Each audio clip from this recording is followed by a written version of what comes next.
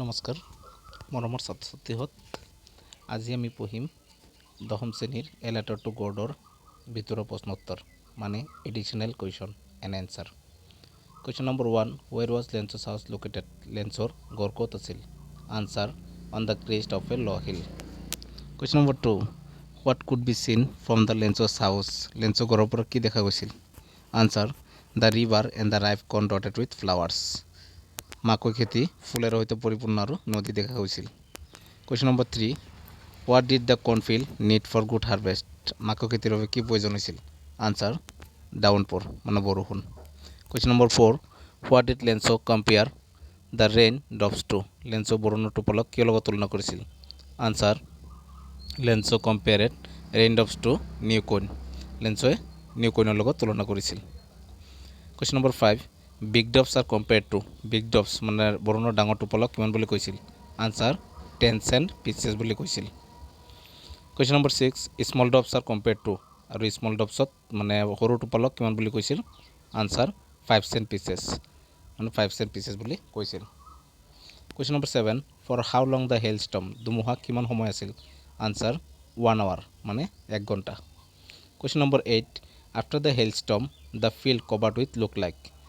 ধুমুহাৰ শেষত খেতিৰ অৱস্থা কেনেকুৱা হৈছিল? আনচাৰ, দ্য হোৱাইট চল্ট মানে বগা নিমখেৰে ঢাক খাই আছে এনেকুৱা দেখা গৈছিল। Question number 9, what did Lencho say better than the hail storm? লেঞ্চই কি কৈছিল যে ধুমুহাতকৈ কি হোৱা ভাল আছিল? ফ্লেগি অফ লকাছ মানে এজাক কীট পতংগ তেওঁৰ খেতিডৰা খাই দিয়াও ভাল আছিল বুলি লেঞ্চই কৈছিল। Question number 10, whom did Lencho have faith in? Lencho কাৰ ওপৰত বিশ্বাস আছিল? Answer, Lencho faith in God. লেঞ্চই ভগৱানৰ ওপৰত বিশ্বাস আছিল। And why was Lencho called an ox of a man? লেঞ্চক কিয় হাড়গুৰু বোলা হৈছিল? Answer, because he was very hard working. Lencho বহুত কি আছিল? হাৰ্ড ৱৰ্কিং আছিল, পৰিশ্ৰমী ব্যক্তি আছিল। And work like an animal in the field. হাড়গুৰে যেনেকৈ পথাৰত বহুত কষ্ট কৰে ঠিক তেনেদৰে লেঞ্চ ফেমিলিৰ বাবে বহুত কষ্ট কৰিছিল, সেইবাবে লেঞ্চক হাড়গুৰৰ লগত তুলনা কৰা হৈছিল। Question number 12, to whom did Lencho write the letter? লেঞ্চই কালৈ চিঠি লিখিছিল? Answer, Lencho write a letter to God. লেঞ্চই ভগৱানলৈ চিঠি লিখিছিল। Question number 13, when did he start writing the letter? লেঞ্চৰ চিঠিখন কেতিয়া লিখিছিল? Answer, at daybreak on Sunday দেওবাৰৰ দিনা ৰাতিপুৱা।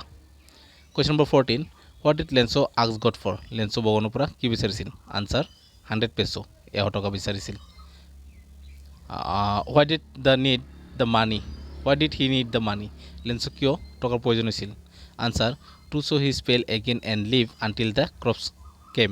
শস্য পুনৰ নহ'লৈকে আৰু খেতিডৰা পুনৰ আগৰ নিচিনাকৈ চোৱাৰ বাবে লেঞ্চৰ পইচাৰ প্ৰয়োজন হৈছিল। Question number 16, what did the postmaster decide to keep the Lencho's faith alive? লেঞ্চৰ বিশ্বাস জীয়াই ৰাখিবলৈ পোষ্টমাষ্টাৰজনে কি ভাবিছিল? Answer, he decide to answer the letter. তেখেতে চিঠিৰ উত্তৰ দিব ভাবিছিল। Question number 17, how much money Lencho wanted?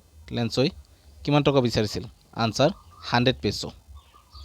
Question number 18, peso is the currency of which country? Peso কোন দেশৰ টকা কোৱা হয়? Answer, Latin America. Question number 19, how much money Lencho received? Lencho কিমান মানে টকা পাইছিল? Answer, 70 peso. Question number 20, who sent money to Lencho? কোনে লেঞ্চলৈ পইচা পঠাইছিল? Answer, postmaster. Question number 20, who sent money to Lencho? কোনে পঠাইছিল? পোষ্ট অফিচ পোষ্টমাষ্টাৰে। Question number 21, who handed the letter to Lencho? লেঞ্চক কোনে চিঠিটো দি গৈছিল? Answer, the postmaster. পোষ্টমাষ্টাৰজনে দিছিল। Question number 22, how much more money did Lencho ask in the second letter? লেঞ্চই দ্বিতীয়খন লেটাৰত কিমান টকা বিচাৰিছিল? আনচাৰ, 30 পেছো কাৰণ প্ৰথমখনত 70 পেছো পাইছিল। Question number 23, what did Lencho call the post office employee? Lencho post অফিচৰ এমপ্লয়বিলাকক বা কৰ্মচাৰীসকলক কি বুলি কৈছিল? Answer, a bunch of crooks. A bunch of কুকৰ অৰ্থ হৈছে মানে চোৰ। Question number 24, how many letter Lencho write to God? লেঞ্চই ভগৱানলৈ কেইখন চিঠি লিখিছিল? Answer, 2। Question number 25, in which country Gregorio' Lopez Fuentes? মানে এই কবিজন বা এই লিখকজন কোন দেশৰ আছিল? আনচাৰ, আমেৰিকান পয়েট, আমেৰিকাৰ আছিল। এনেদৰে লেঞ্চৰ প্ৰশ্নোত্তৰ আৰু বাকী প্ৰশ্নোত্তৰ পাবলৈ মোক ছাবস্ক্ৰাইব কৰিব। ধন্যবাদ। জয় আই অসম।